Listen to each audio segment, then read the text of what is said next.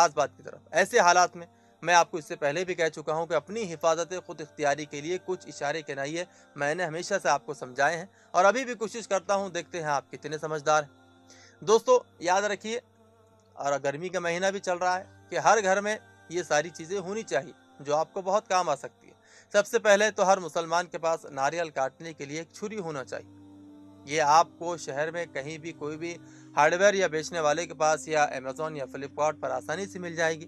एक कच्चा नारियल सिर्फ 10 रुपए में आता है या 20 रुपए में आता है। आप उसे छीलने और सुराख करने के लिए उसमें ज़्यादा पैसे देते हैं, तो वो पैसे क्यों दे रहे हैं आप खुद तो छुरी लेकर खरीद लीजिए और अपने घर पर ही उसको इस्तेमाल कीजिए। समझ रहे ना आप?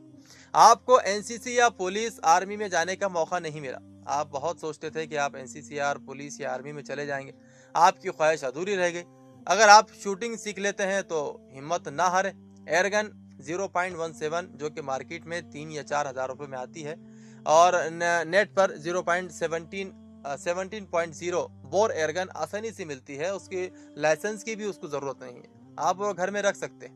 उसके अलावा हालात को देखते हुए आप घर में 20 किलो ब्लीचिंग पाउडर की एक बोरी रख लीजिए। 1 लीटर पानी में सिर्फ 10 ग्राम ब्लीचिंग पाउडर डाल दीजिए। ये सैनिटाइजर का बहुत ज़बरदस्त मुतबादिल।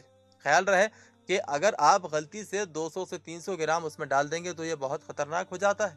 इसके छूने से इंसानी जिल्द को शदीद नुकसान पहुंचता है, शदीद जलन होती है।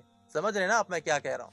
कोरोना के दौरान सफाई की ज़रूरत के लिए 10 लीटर तेज़ाब रखना ज़रूरी है, क्योंकि बाथरूम के क्लीनर से बराबर सफाई नहीं होती है। हर मुसलमान के घर में 40 से 50 कोल्ड ड्रिंक्स के शीशे की बोतलें हर वक्त रहना ज़रूरी है, क्योंकि पता नहीं कि मेहमान कब आ जाए और हमें उनकी ज़ियाफ़त करनी पड़ जाए। उन्हीं बोतलों में रखकर उनकी हम ज़ियाफ़त करेंगे। जी हाँ, घर में इजाफी पेट्रोल और डीजल भी होना चाहिए। कब गाड़ी में पेट्रोल ख़त्म हो जाए, 5-7 लीटर ज़रूरत बेज़रूरत काम आ ही जाता है। घर में केरोसिन तेल भी रख ले, गैस ख़त्म हो जाने पर वो भी काम आता है। और वैसे छत पर भी बहुत सारी ईंटें और शीखे डंडे वगैरह रखना चाहिए, क्योंकि एक छोटा सा कमरा बनाने में काम आ सकता है। हर घर में साल भर के लिए पिसी हुई लाल मिर्चों का ज़ख़ीरा भी होना चाहिए, ताकि उसमें पता नहीं कब लॉकडाउन लग जाए, उसमें सब्जियों को झोंकने के लिए इस्तेमाल किया जा सके। और 10-12 डंडे भी होने चाहिए। जब किसी काम या तहरीक या जमाती काम के लिए झंडे लगाने हो तो ऐन मौके पर वो डंडे काम आ जाए, इसलिए पहले से इंतजाम कर लिए जाए।